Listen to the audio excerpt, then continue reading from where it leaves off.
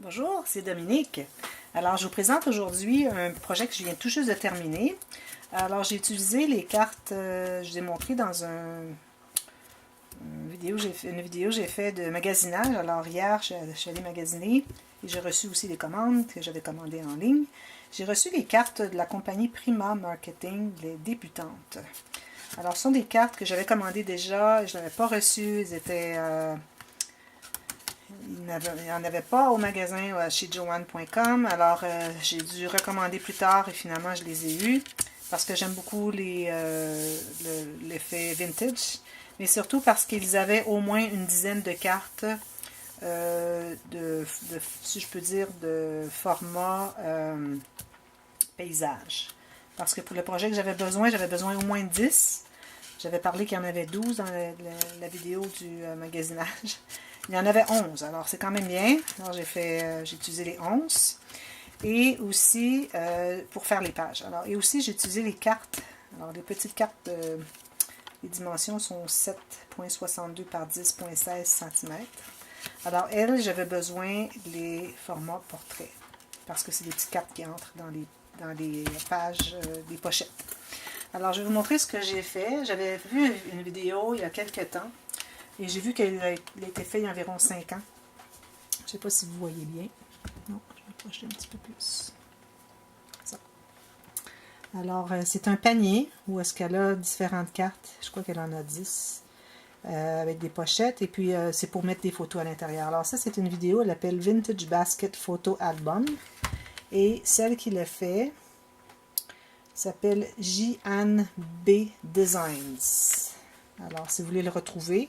Je sais qu'elle vendait le tutoriel, mais elle n'a pas été active depuis 5 ans sur YouTube. Alors, je ne crois pas que ça soit possible de le retrouver. Et moi, je ne fais pas le tutoriel, c'est certain, parce que ça a été très difficile à faire le panier. Alors, je vais vous montrer le résultat. Je suis quand même très, très contente du résultat. Alors, voilà, c'est la boîte, le petit panier, pareil comme la dame ici. Sauf que je crois qu'il est un petit peu plus grand. Et j'ai 11 cartes. Et j'ai fait bien différent. Alors, j'ai pas copié. J'aime pas copier exactement ce que les autres font, mais j'aime m'en inspirer. Alors, le principe est que vous avez, au lieu d'avoir un album avec des pages qui tournent comme ça, comme un livre, vous avez un panier et les pages sont attachées au fond par le Hidden Hinge Binding System de Kathy Horta, que tout le monde utilise. Alors, les pages se tournent comme un livre. Et au fond, vous avez un espace de 3/8 de pouce, c'est-à-dire, bon, 1 cm et quelques. Et puis, ça donne l'espace pour mettre des photos. Alors, vous avez c'est comme si vous aviez 11 sujets. Ça peut aussi faire comme une boîte pour des cartes de recettes. Si je refais, ça sera pour des recettes, avec une belle collection de papier pour les recettes. Alors, vous pouvez avoir une recette, je veux dire, une section pour mettre toutes les cartes de recettes qui sont les apéritifs, les sauces, les entrées, bon, etc., etc. Alors, c'est ça. C'est que l'espace que vous avez ici contient au moins 30 photos. Alors, ici, on a 11 espaces et le dernier pourra en contenir probablement plus parce qu'il est plus large. Il a environ un demi-pouce. Alors, 1 cm et demi. Et puis, alors on peut mettre peut-être jusqu'à 350 photos. Alors, quelqu'un qui n'aime pas mettre des photos dans un album pour les coller, n'aime pas avoir les pages qui flippent et floppent et des cascades, etc., etc., mais c'est une bonne solution. Alors, on peut inscrire ici, ou peut-être mettre une petite photo. On peut inscrire ici quel est le sujet des photos qui vont suivre dans la section qui vient. Alors, j'ai fait une petite carte avec les note cards. Et aussi, j'avais des papiers que j'avais achetés à mon magasin de l'art ici, local. Et bon, j'ai mis 3 petites feuilles. 3. Je les ai coupées parce qu'elles étaient plus grandes. Il fallait qu'elles rentrent dans les enveloppes. Mais bon, ils peuvent inscrire des détails sur ce qui s'est passé ou bon, le pourquoi de cette section de photos qui suit. Alors, comme vous pouvez voir, il y a des beaux... J'ai tenté de coordonner les petites cartes avec les grandes. Alors ici, on a les roses. Ensuite, ici, on a celle-ci. J'ai hésité à prendre celle-ci peut-être pour le dessus. Mais il aurait fallu que j'ajoute un titre. Et puis bon, je ne voulais pas chercher dans mes choses un petit collant avec un mot. Et surtout que tout est en français ici, excepté ici, Today is the day. Alors, j'ai décidé de prendre celle-ci pour le début à cause qu'elle a un titre quelconque. Alors voilà, on a les cartes comme ça. Et chaque enveloppe a les petites feuilles comme ça. Et celle-ci, comme ça. Parce qu'on reconnaît le même patron. J'ai tenté de coordonner le plus que j'ai pu. Ici, une robe, un mannequin. Ici, une robe, non, un cadre, un miroir avec un cadre.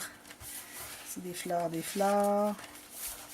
Ici, on a ce modèle ici avec ça, qui ressemble un peu, avec les mêmes couleurs, un peu de vert. Ici, alors, on a la même bouteille de parfum. Ici, on a une robe. Alors, j'ai mis une dame avec une grande robe. Ici, alors, un couple. Et puis, j'ai mis un grand cadre, parce qu'ici, il y a comme un cadre aussi. Et cette dernière, avec la botte, même chose. Alors, c'est assez coordonné, je dirais. Le mieux que j'ai pu, en tout cas. Alors, comment j'ai fabriqué? Alors, ça, c'était très difficile à faire la boîte. C'est fait tout en carton de poids moyen.